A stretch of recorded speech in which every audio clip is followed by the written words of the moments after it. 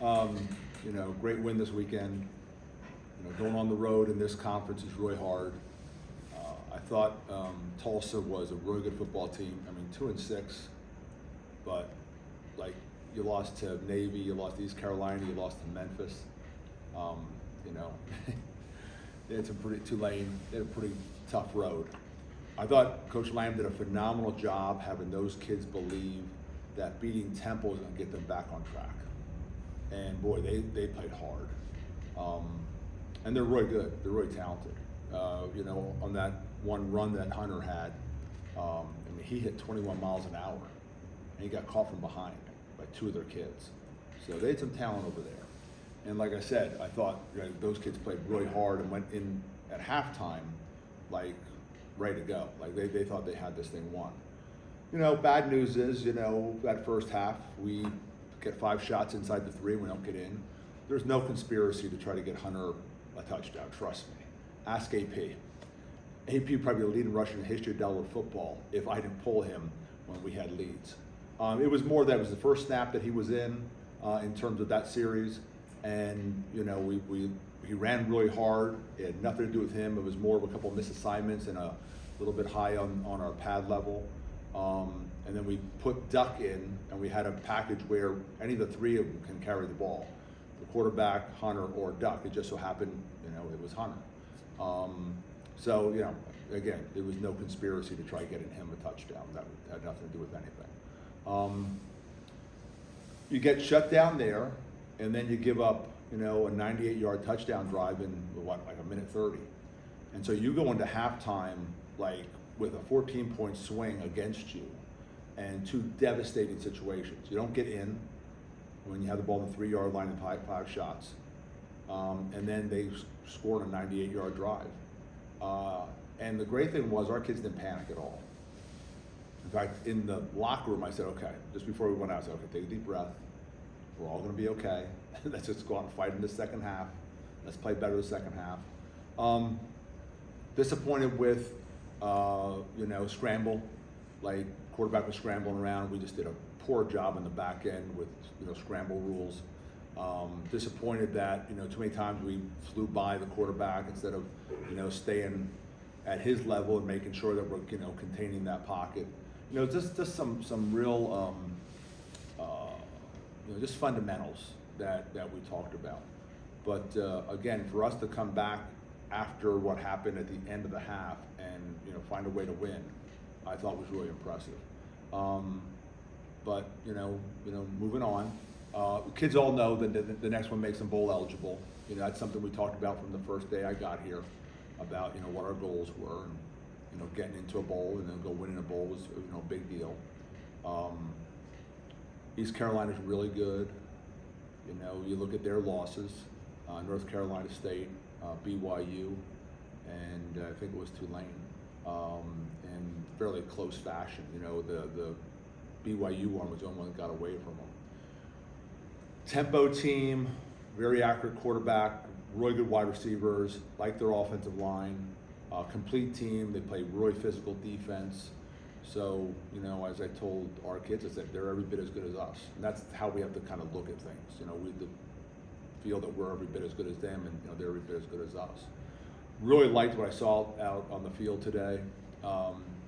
Again, I always say every obstacle is an opportunity, and from that Navy game on, the defense keeps on trying to find more ways to challenge themselves in terms of, playing fast, playing clean, playing hard, and again, I walked off the field really impressed with what we did in a Monday practice. So, excited to get a really good East Carolina team here back at home. It'd be nice to get back in the link, and it should be a really good football game.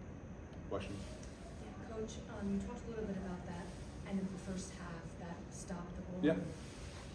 The offense in the red zone looked a little spotty on those short downs. Is that something that you've been focusing on this week? Yeah, and I think, when you talk to Tyler just felt that maybe he wasn't as aggressive as he normally is. We got, I don't say a little conservative, we tried to bang the ball up inside. And they're physical now. They're physical. We were a little disappointed that we had a couple misassignments in there, that we mis-ID'd a couple things. And so, kind of put ourselves in harm's way. But that, that definitely was a point of emphasis on the field today, watching them in short yardage, doing some things. So, yeah, when you get 5 shots inside the 3 and, we had the ball at the 6-inch line, that last shot. I'm not going to kick a field goal there. We have to find a way to get that in. That's what I told him, is that you want to win, you got to find a way to make that play. We didn't make that play. We still found a way to win, which I think was pretty impressive. And when you go into a half with those two things, where your offense and your defense is both like decimated. Those are just, game-changing moments. And to see us bounce back like that, I thought that was really impressive. I thought the kids did a great job in the locker room, keeping their composure. And again, not a lot of holler, just a little bit, but it was more like, it's all going to be okay. Let's just go and play the second half. And again, we did enough good things to beat what I think is a good football team. How are you doing health-wise coming out of Saturday? Yeah, some guys have been limited today. Yeah, it's a little bit of a mash unit. And we're kind of going through that stretch where, a lot of physical games in a row. I was more encouraged when I saw practice today in terms of what I heard on Sunday from the medical report. More guys participated than I thought. And we run them pretty good on either Sunday or Monday. It's their choice. So we make Sunday our off day. But if they want to run Sunday, they can run Sunday. If not, then we run on Monday. And kids really worked hard at it and got a real good run and lifted. So yeah, it's that time of year where I don't say you're limping along, but it's all hands on deck. You definitely need to have more. There's a bunch of guys on special teams that I think we were all a little surprised that got out there and played on special teams, actually played pretty well. So a lot of young guys are getting opportunities right now. And again, by game time, I think we'll be okay. How's the injury look? I guess he was limited to, based on what we saw Saturday to now. Yeah, he looked like, after the game, I didn't think it was possible he was going to play.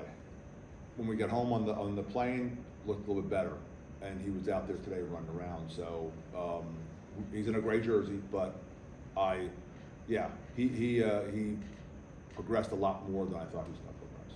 Hey, so when you go back and kind of look at, I know you say you kind of broke some scramble rules with the fairways on Saturday. If we go ahead and look at the film, what did you see from the secondary? I know he got fairways not played well in that first half. What did you see on tape in the secondary? Well, the first thing, I grabbed both our starting corners.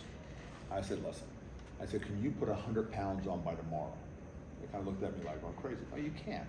I said, so you're never going to play that position inside that people from the stands can't tell what's going on. You play out there in front of God and the world. And when they make a play, you just gotta flush it, move on to the next play. You can't worry about it. Every corner's gotten beaten. So, just want to let them know, that's just the lot in life they've chosen. They're not 6'4", 290 pounders we can put you inside. You're corners. And that's the world you live in. The other thing is, we have to do better with our scramble rules, but we also can't give the quarterback that much time. Too many times in my film evaluation, we were flying by instead of getting at the quarterback's heels and trying to squeeze it down. Flying by does you nothing except gives the quarterback more time to throw the football and a lot more room. So there's some things that we have to get squared away with our pass rush discipline. And I thought their quarterback did a really good job athletically moving around. He had a coming out party. It really was. He played really well, threw some great balls. But part of the back end issue was the fact that we gave him a lot of time when he was scrambling around. Is this maybe this week? It seems like a more traditional drop back quarterback. More traditional drop back. Going to play with tempo. Like their running game. They're a pretty complete team. Defense very physical. So, yeah, when you look at the best teams in this league, you're thinking, the South Floridas, you're thinking the Memphises. Obviously Navy's having a great year. Tulane, you're thinking East Carolina. That's where they've gotten back to. And so, if we want to think that we're in the upper echelon of this league, that's what we want to be, then that's who you have to beat those guys and get them at your place. So I think that's the mentality we have. We know they're a really good opponent, but at the same time, we have to have a lot of confidence that we're a good football team. And I think what you saw on Saturday was a little sloppy because of, like I said, pass rush discipline, When we broke the pocket, we didn't do a great job on our scramble rules. We didn't punch the ball in there when we had a chance, but we still found a way to win. And Demerick made a phenomenal play. We all kind of felt from the sideline that they were going to find a way to, once we saw the Wildcat, and we had stopped the Wildcat a couple times, we felt there was going to be some sort of play pass. And I thought he did a good job getting in. And Demerick, what he did was chuck the tight end, so tried to delay him coming out. And then he actually hit the ball and got right in the quarterback's face / Wildcat's face. And the ball actually came out of his hands as he's throwing it. It was such a big play. It was such a big play because the tight end has body position in the back of the end zone, and gets the ball in the air, he's probably going to catch that thing. So great play by Demerick, and those kind of wins, those on the road overtime wins, they can just build a lot of belief in a team. I think this team believes. I think that's why we didn't panic at halftime, because we've been in some battles and we've come out okay, and I think they just hung in there, and it's great to see that we didn't have that panic. It's almost like you wanted to go through this now that it's over because you survived it, and again, I think there's a lot of belief where they're going to play to the very end. You said last week, hey, Tulsa had a couple extra days, no big deal. Yeah. ECU did have the off week. Yeah, I think they have 16 days. Yeah. Between, because I think they played like on a Thursday, and then they have, and I've had those, and I hated those. It's like you're looking for things to do. You're off for half a month, and so I always felt like half a bye is like the perfect time, because sometimes having just a full week, it kind of gets you. I don't say it gets you stale, but it's a little bit longer than you need. I love having like that Wednesday or Thursday game, and then you play the next week, so you have like an extra 3 days or so.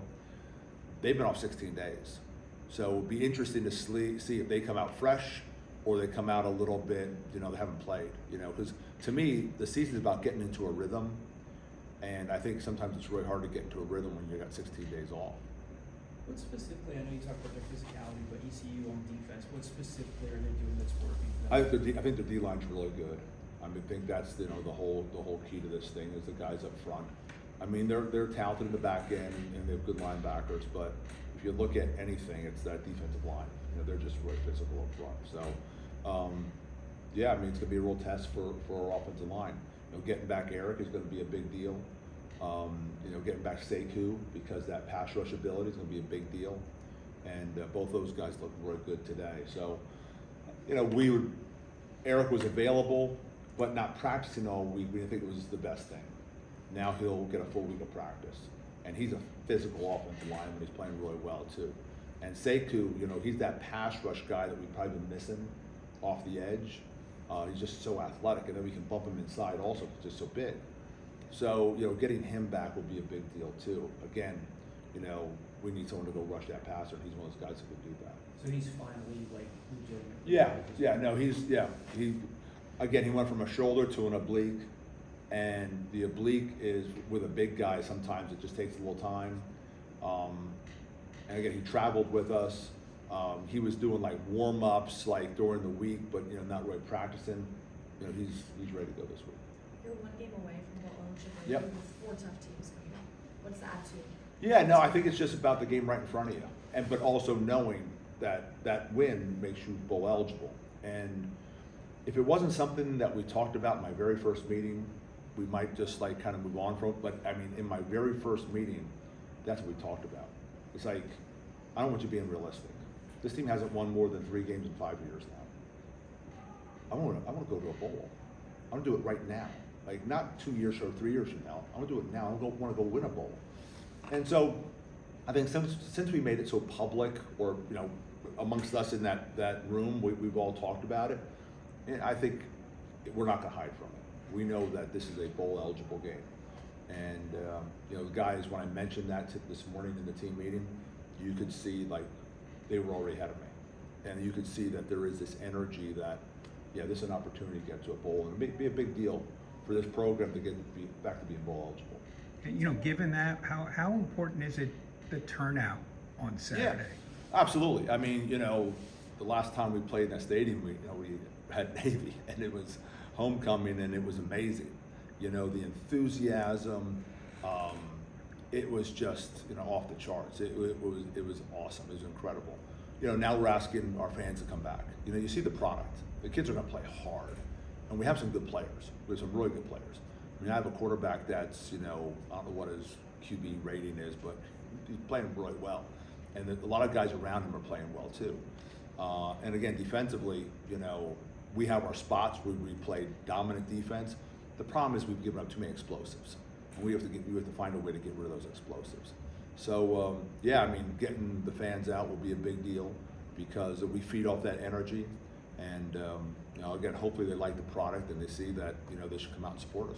Did you even look back, you know, the week before that, there was sort of that flat first half against UTSA, Yep. which was, I mean, that was probably the smallest crowd. It was a late arriving crowd. Did Yeah, yeah. I don't know if it had anything to do with the crowd or it just was like, you know, I think I've been preaching so much about preparation and being ready, and we just kind of sleptwalk our way through the first half.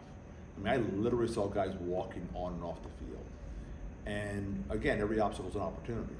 And the way I addressed them at halftime was much different than the way I addressed them this week at halftime. You have to kind of know your audience. They needed to hear from me in a very direct way at that half. This half was more like, okay, we just went through some rough stuff now. Let's take a deep breath. We're all gonna be fine. Let's go fight these guys the second half. And you know, we did. So yeah, I don't think it had anything to do with crowd or anything like that, because I know it was a late coming in crowd, but I think it had more to do with we just didn't go out and play with the same intensity that we needed to. And I think a little bit of that is coming off 2 straight losses against Power 4 teams that you wanted to be closer than they were, and they weren't. And so I think that can, you know, scheduling's so important. Ask Tulsa. I think if Tulsa had a little bit different schedule, you know, they'd probably be sitting where they're talking about battling for stuff that last half of the season. And now, especially since they found their quarterback. I think coming off those 2, you know, Power 4s was tough to, you know, I think confidence-wise, I think our guys lost some confidence. And again, we got them squared away the second half, and we haven't really looked back since. The practices have gotten just better and better and better and better. And it's so interesting because, you know, I had one of the single digits on defense come up to me today and go, hey, we're gonna institute some punishment if we let the guys in the paint in the end zone. And I'm like, well, okay, we have spiders on, but I'm fine. We can do that. And I mean, it was pretty intense out there. And so, again, I think ever since that Navy game where they felt they coughed it up on defense, I think they've taken on responsibility that they want to play better than what they did that last drive. And all I can ask for these guys is keep on trying to get better. And again, when we gave up that big drive at the end of the half, wasn't the end of the world. We were second half, let's go play that second half. And that's just the maturity. That's, you know, you go through things in the season. I think that's the art form of being a head coach, is to seize moments during a season, and you never can tell where those moments are going to come from. But the key is to seize those moments when they happen, and then that's how you develop a culture. And I think there's a couple things that have happened to us during the course of this year that we've been able to build on, and I think we're getting stronger as a team. Can you talk about the Peter Clark that you thought you had when you got there in the spring, and Yeah. the Peter Clark that you have now? Boy, he's playing really well. He's playing really well. So you see a big man that runs okay. You wish he put maybe a little bit better blocker when we got him. But then what you realize is he just catches every ball. And a lot of contested stuff. And like no play, like no moment's too big for him. I mean, he just goes and plays. And he's getting better and better as a blocker. And this is, I mean, he's like a fabric, you know, of Temple sort of guy. Like, he loves this place. I mean, he does so many community service things, and he's just so engaged with Philadelphia. Yeah, I mean, way beyond what our expectations were. I think we thought Ryder was going to make a bigger push at that position. And Ryder's played well. Unfortunately, he's got just dinged up a little bit. You know, he'll be back probably 100% this week. But Peter has just taken his game to a different level. And so I think partly, I think the offense has done a good job of crafting some things before him, I think he's made those plays. I mean, I remember UMass, and at the time, Tyler was in the box. The ball comes out of Evan's hands, and I hear some expletives, and all of a sudden there's touchdown, because he made a grab that, you know, you had to be 6'6" with long arms to make that grab, and he used every inch of his body to make that grab. And since then, I think he's gotten more confidence and more confidence and more confidence, and he's playing at a really high level right now. And that really complements our offense. When you have a guy like JoJo, and you have Colin, and then K-Way's playing great, and then you have a running back room that you can play. You know, Joquez right now is the odd man out because, you know, he had hurt his ankle 3 weeks ago, kind of got behind a little bit. But he's a guy that we felt really good about too. So we got 4 running backs in that room that you feel that can go out and play on a Saturday afternoon, you know, in the lane. Has Peter kind of responded in the same way Evan has? Like, if you talk about Ryder, you brought in Jake. There's competition at every position, Yeah. but did he kind of have a similar attitude? He was like, all right. Oh yeah, no, he knew like after spring ball, he was getting pushed by Ryder. He knew he was, and we made it very clear, and he just kept on. Very similar to Evan, didn't complain about it, just went out and worked at it, and then when given the opportunities, and that's the great thing about this game. It's like you can talk all you want. When the opportunity happens, are you taking advantage of it? And he's definitely taking advantage of his opportunities. What is Kajaya's continued development in that career offense? He just gets better and better every game at 3 more touchdowns. What has Yeah. it meant for you for your offense from that wide receiver? Yeah, I mean, he's all of 6'4", probably about 220, runs really well. He's a former 5-star. And what he's learned is he's learned how to use his body. You know, I think they've done a really good job of finding routes that are really, you know, good for him. And he's also learning to run those outs and those slants and those kind of things. So it's not all back shoulder fade stuff. I mean, he's becoming a complete wide receiver. So yeah, I mean, I think when you put, you know, him on one side and you got, you know, JoJo and Colin and you have Peter and you have the, you know, Duck and you have Evan, we'll match up with most of the people in this league in terms of, you know, putting those guys out there.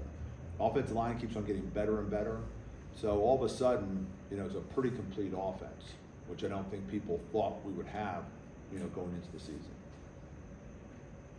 Good. All right. Thanks, Coach. Thanks, guys.